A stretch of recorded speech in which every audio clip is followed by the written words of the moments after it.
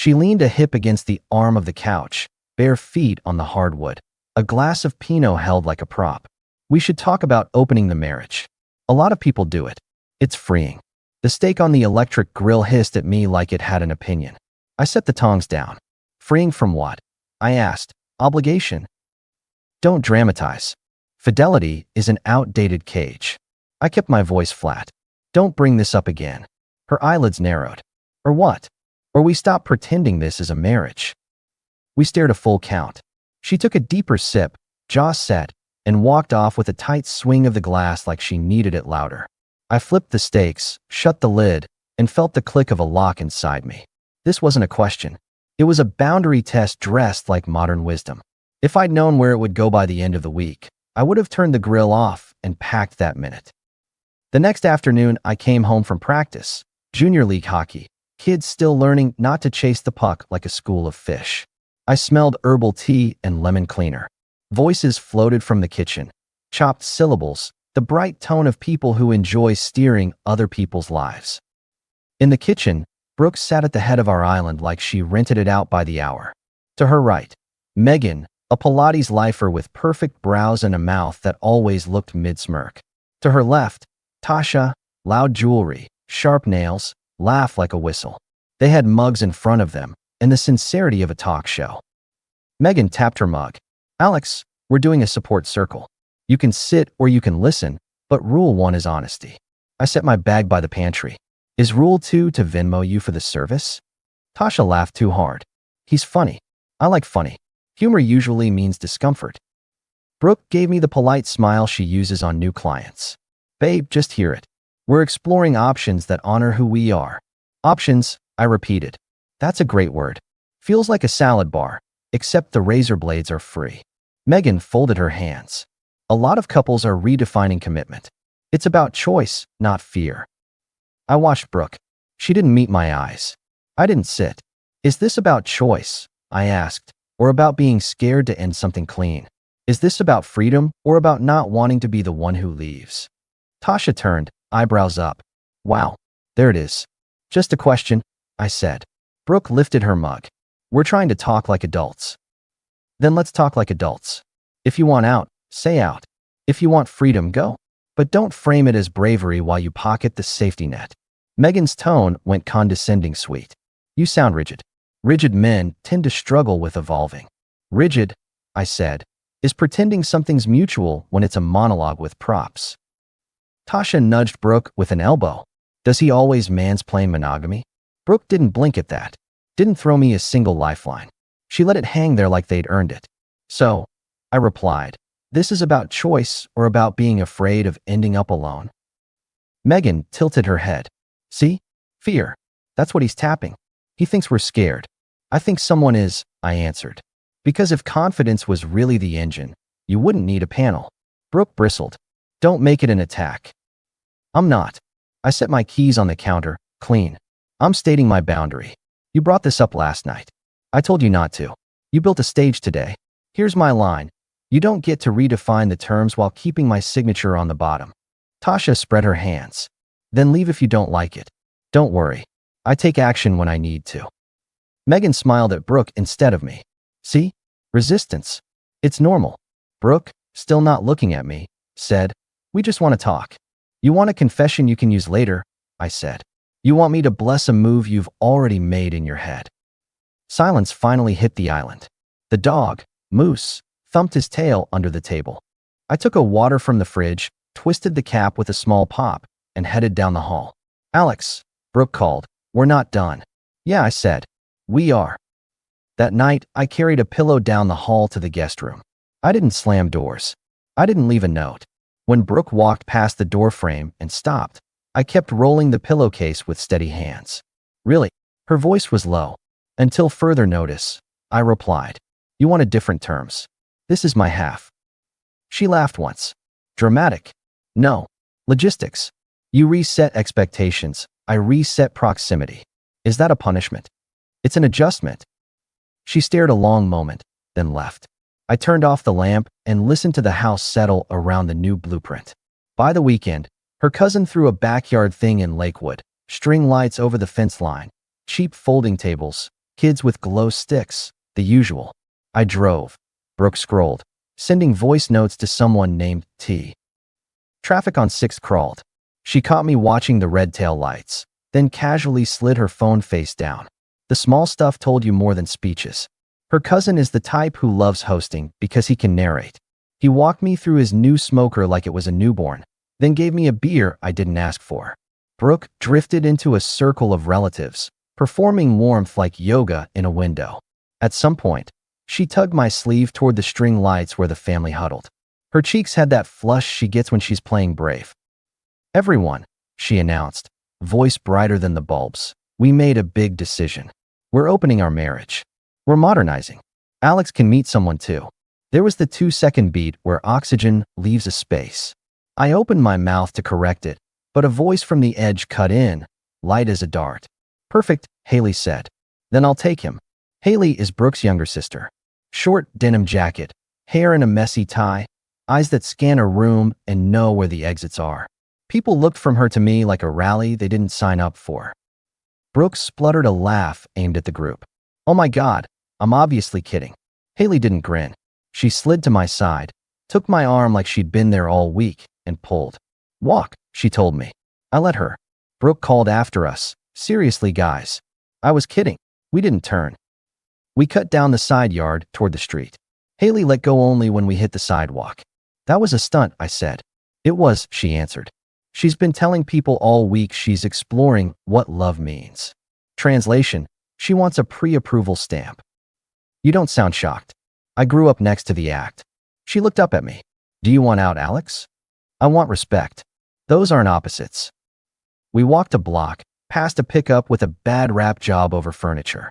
A dog barked behind a fence. Moose wasn't there to answer. Haley kicked a pebble and waited for me to fill in the rest. "She floated it at dinner," I said. "Brought a duo to pitch it on our kitchen island. Today she declared it publicly and handed me an alibi. You saw the follow-up. It was a joke." "Yeah," Haley muttered, "until it wasn't."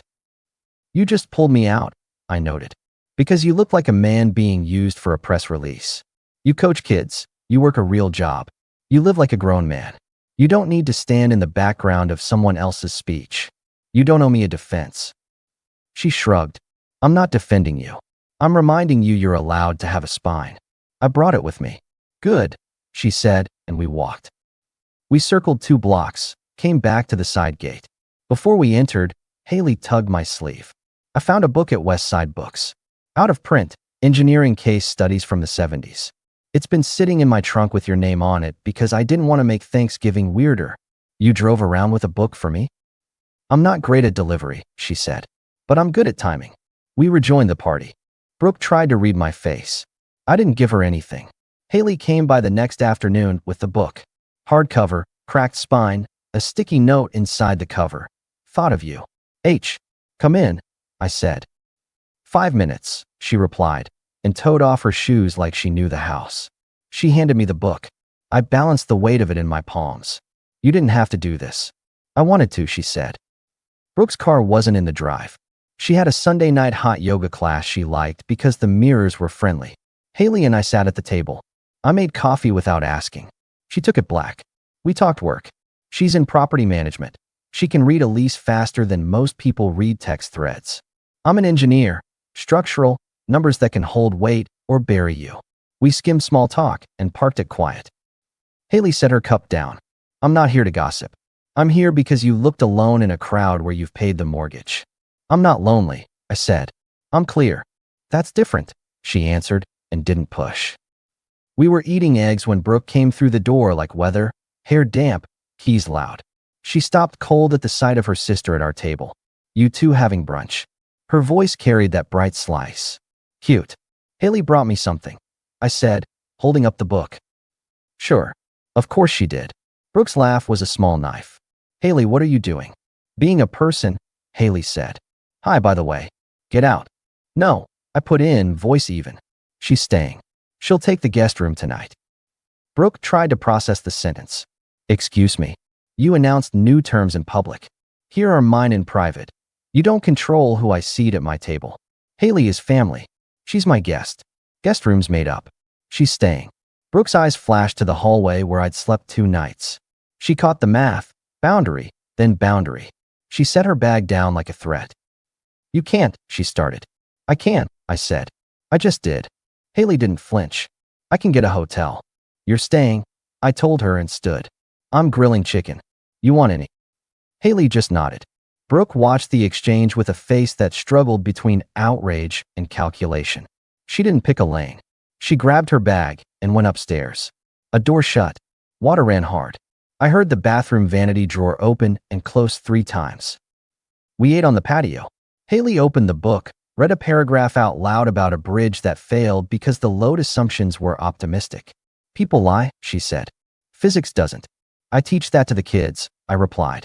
You can't skate on vibes. Brooke didn't come back down until after 9. Haley was already in the guest room. I was rinsing plates. So that's how it is? Brooke asked, leaning on the doorframe. That's how it is, I answered.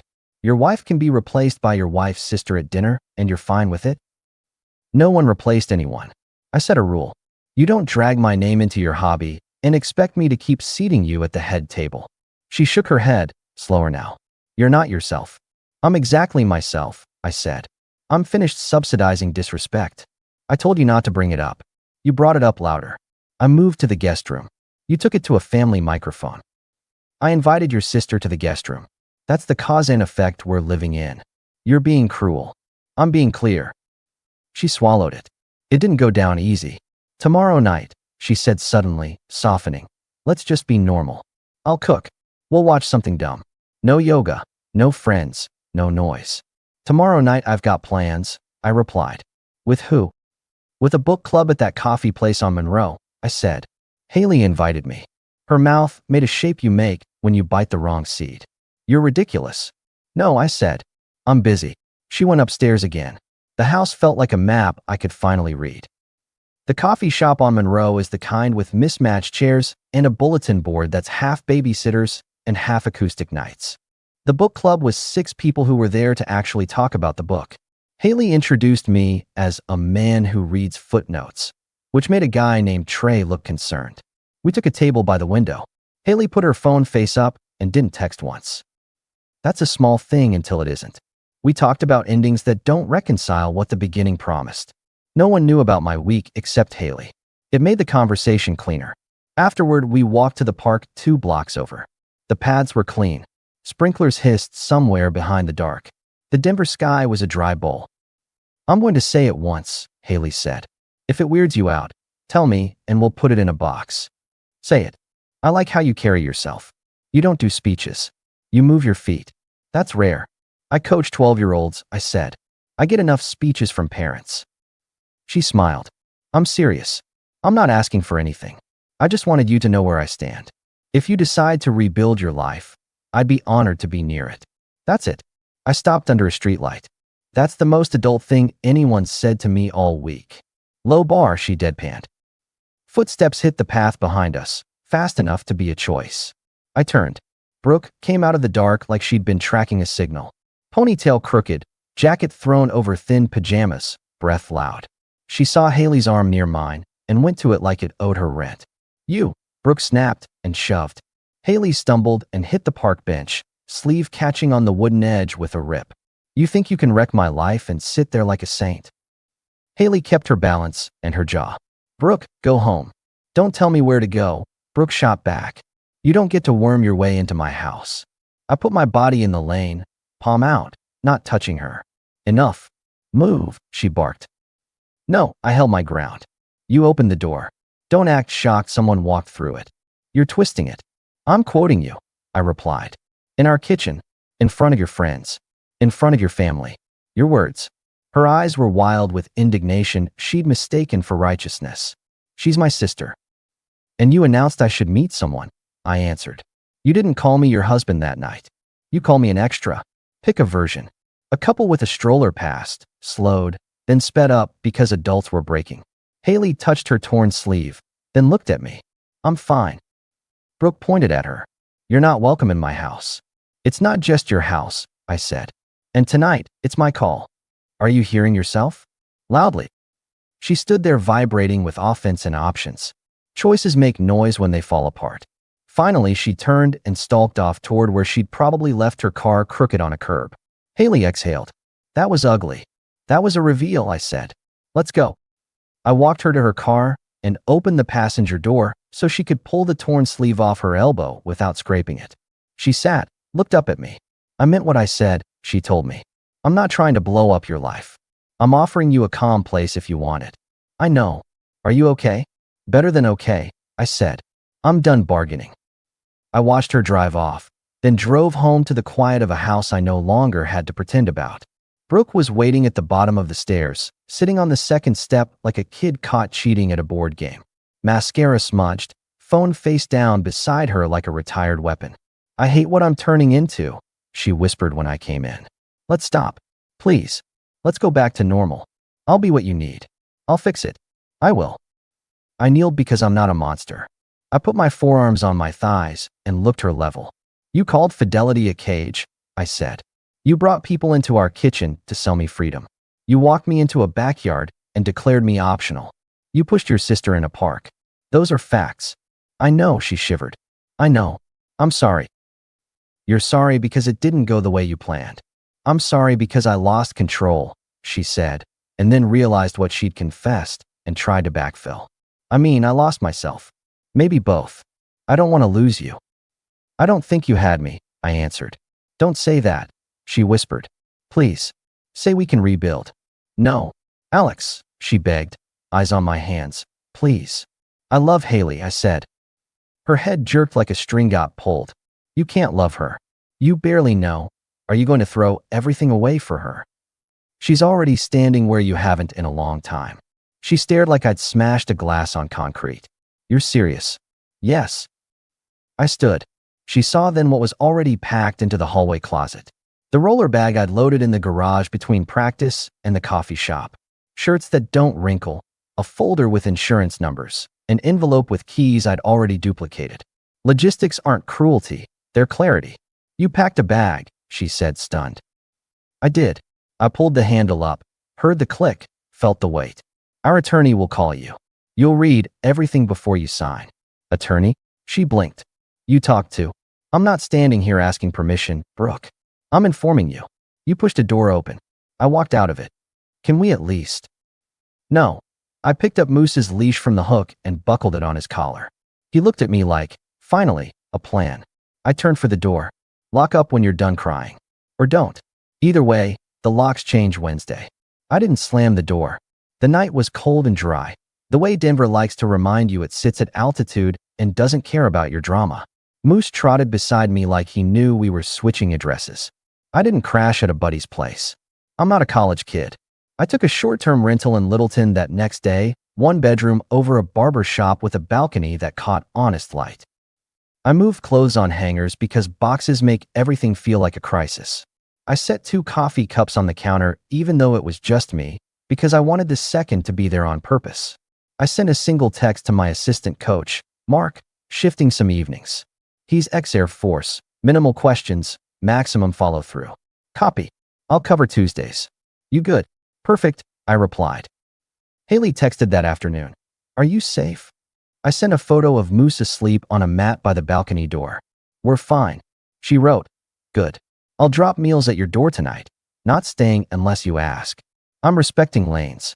I typed, come in. My lanes are clear.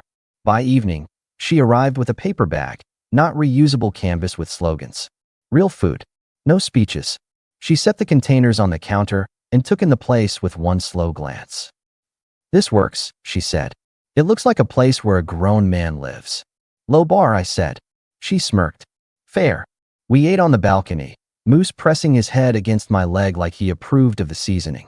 Haley talked about a tenant who wouldn't stop drilling after hours.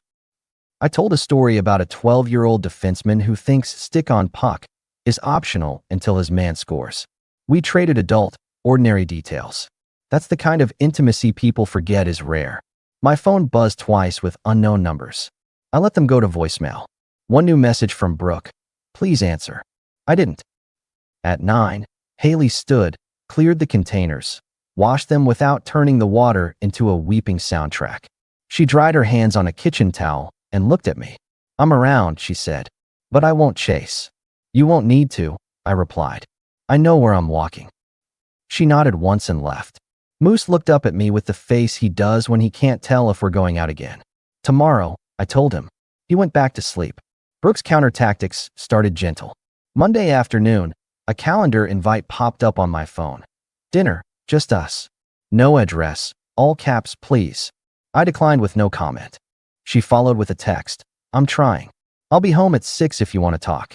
I replied, not available. Send any necessary info through email. She wrote, I can do better. I answered, do it for you. That night, she left a bag on my original porch.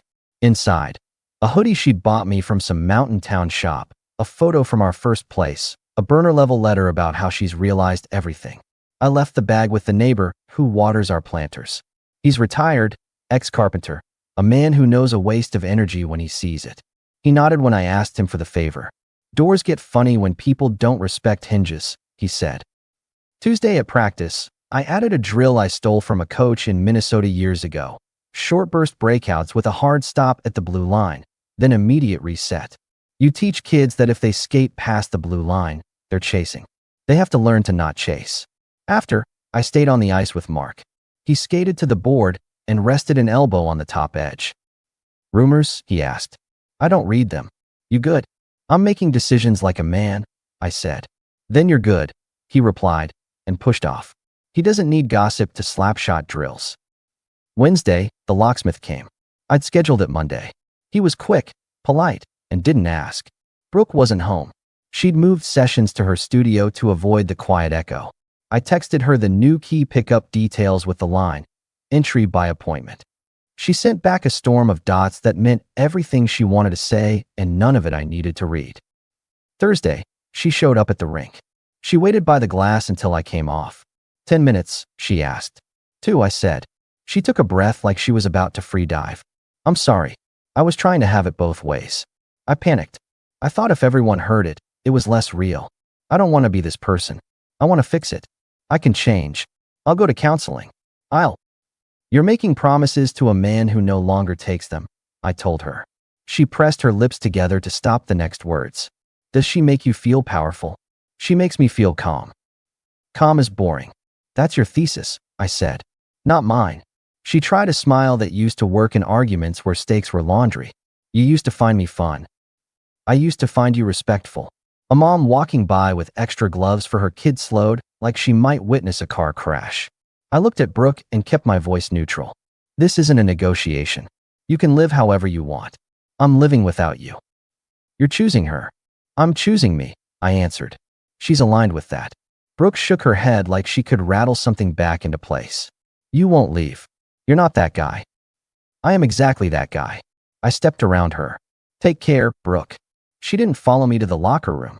By Friday night, the house was paperwork and logistics. The attorneys sent initial drafts. Brooke replied through hers with edits about timelines and the dog. I came into the old place to get Moose's vet records and a box of tools. Brooke was seated where I'd left her days ago, like moving would admit the new map. You're really doing this, she said. I've already done it. She looked around our kitchen like a set after everyone left. You walked out with a suitcase and turned my life off. No, I corrected. I turned my life on. She squared her shoulders. I want the house. You can have the mirrors, I said. I'll take the equity on closing. I built my studio on this street because of this address. And I built my career the way I did so I could leave any address when it stopped being a home. She set a hand on the counter and spread her fingers like counting. Please, she said, and the word came out like a swallow. Stay? Let me prove. No, I said. I'm not interested in your demo. Alex, it's done. She slid to anger because soft failed. So that's it. You walk into my family's backyard, you flirt with my sister. You break us, and you get to be the hero? I laughed once because it was absurd on its face. I didn't walk into your family's backyard and do anything but stand there while you made an announcement. Haley pulled me to a sidewalk because she has better instincts than a lot of people I know. Brooke swallowed hard. She's my sister. Then treat her like one. You're ending us for a woman you've known a week. I'm ending us because you ended respect months ago. The woman I've known a week is the one person who didn't ask me to betray myself to make her feel modern. She was quiet a long beat. If you walk out now, there's no going back. That's the point. I grabbed the folder from the counter, the one with the vet papers. I looped Moose's leash and clipped it.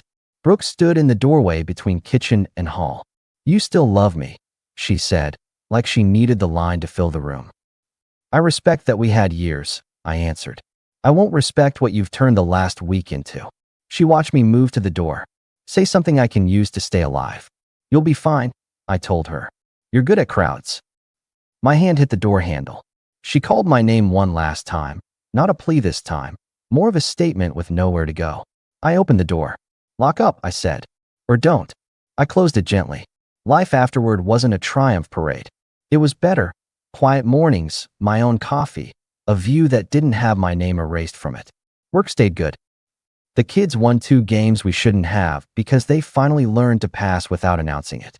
I moved from the rental to a small place in Highlands Ranch with a garage deep enough for a workbench. I bought a used truck with clean lines and no vanity. The dog loved the yard like he'd won a bet. Haley never pushed. She kept showing up like a person, not a verdict. She came to a Saturday morning game and drank terrible rink coffee without complaint. She brought another book, wrote nothing on the sticky note that time, just slipped it into my hand before the puck dropped. I understood the comment anyway. We didn't need a public statement. People saw us at the farmer's market, at Home Depot before 10, at a burger place where the napkins come in a metal holder. The men I worked with said things like, "Good to see you smiling." That's all they needed to say. The women who'd been at that backyard party gave me looks that said they remembered the announcement. I gave them nothing to feed on. Brooke tried a last flourish, a social media post about choosing growth, photos from a retreat. She sank into the friend group that celebrates buzzwords. The studio lost 2 instructors because people can feel when the air quality drops. I heard she moved apartments twice in 6 months. I didn't verify. I'm an engineer. I don't build on rumors. We signed papers in early spring. No drama.